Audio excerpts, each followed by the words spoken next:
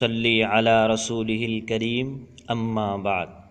معزز سامعین، السلام علیکم ورحمۃ اللہ وبرکاتہ۔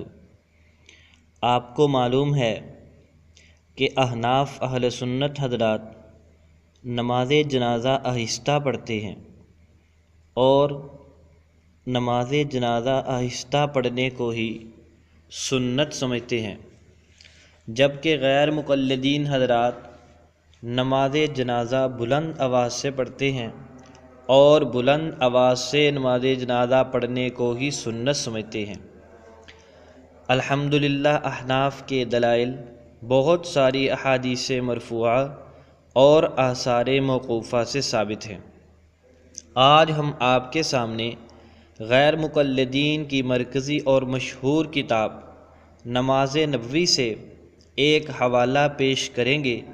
آپ کو پتہ چل جائے گا کہ نماز جنازہ آہستہ پڑھنا سنت ہے یا بلند آواز سے پڑھنا سنت ہے، اور یہ حوالہ ان کی معمولی کتاب سے نہیں بلکہ ان کی مرکزی اور مشہور کتاب نماز نبوی، جس کے مصنف ڈاکٹر شفیق الرحمن صاحب ہیں، اس کا حوالہ پیش کریں گے۔ اور اس کتاب کو غیر مقلدین کے ہاں بہت اہمیت حاصل ہے۔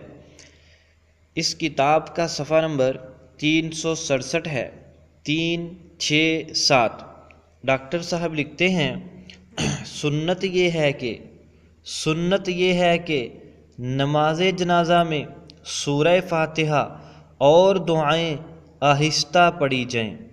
سنت یہ ہے کہ نماز جنازہ میں سورہ فاتحہ اور دعائیں آہستہ پڑھی جائیں۔ آگے لکھا کہ سیدنا عبداللہ بن عباس رضی اللہ تعالی عنہما نے جنازے میں تعلیماً فاتحہ بلند آواز سے پڑھی، لہٰذا جنازے میں امام تعلیماً اونچی آواز سے قرات کر سکتا ہے۔ نماز نبوی، جس کے مصنف ڈاکٹر شفیق الرحمن صاحب ہیں، اس کا صفحہ نمبر ہے 367، اور یہ وہ نماز نبوی ہے جو غیر مقلدین کے مرکزی اشاعتی ادارہ دارالسلام سے چھپی ہوئی ہے۔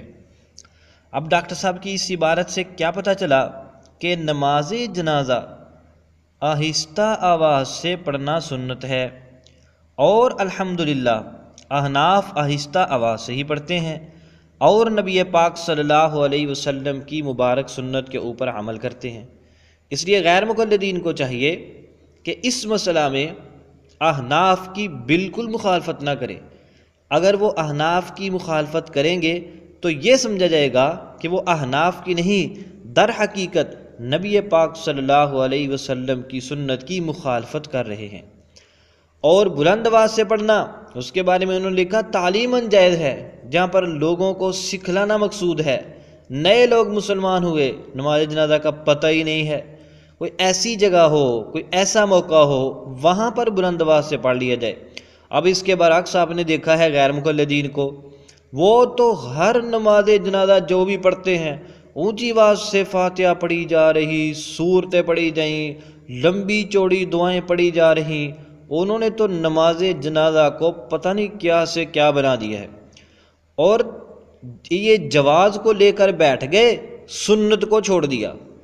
اب اگر تو ضرورت ہے تعلیم کی، پھر جو غیر مقلد اونچی آواز سے پڑھے گا چلو وہ تو ٹھیک ہے، جواز کی حد تک تو ٹھیک ہے، لیکن جو غیر مقلد اپنا وتیرہ ہی بنا لے گا کہ وہ ہمیشہ ہی نماز جنازہ، پرانے مسلمانوں میں نماز جنازہ اونچی آواز سے پڑھ رہا، پتہ چل جائے گا کہ اس کا مقصد نہ تو لوگوں کو تعلیم دینا ہے، نہ اس کا مقصد سنت پر عمل کرنا ہے، اس کا مقصد صرف احناف کی ضد کو پورا کرنا ہے۔ احناف کی ضد میں آ کر احناف آہستہ پڑھتے ہیں، میں اونچی پڑھنا شروع کر دوں۔ اچھا، اگر خدا نہ خواستہ احناف نے اونچی پڑھنا شروع کر دیا نا، تو غیر مقلد پتہ کیا کہیں گے؟ انہوں نے آہستہ پڑھنا شروع کر دینا ہے۔ وہ غیر مقلدین کے شیخ الحدیث سے کسی نے پوچھا نا، مسلک اہل حدیث کس چیز کا نام ہے؟ اس نے کہا جناب مسلک اہل حدیث اس بات کا نام ہے جو حنفی کرے اس کے الٹ کرو، یہ مسلک اہل حدیث ہے۔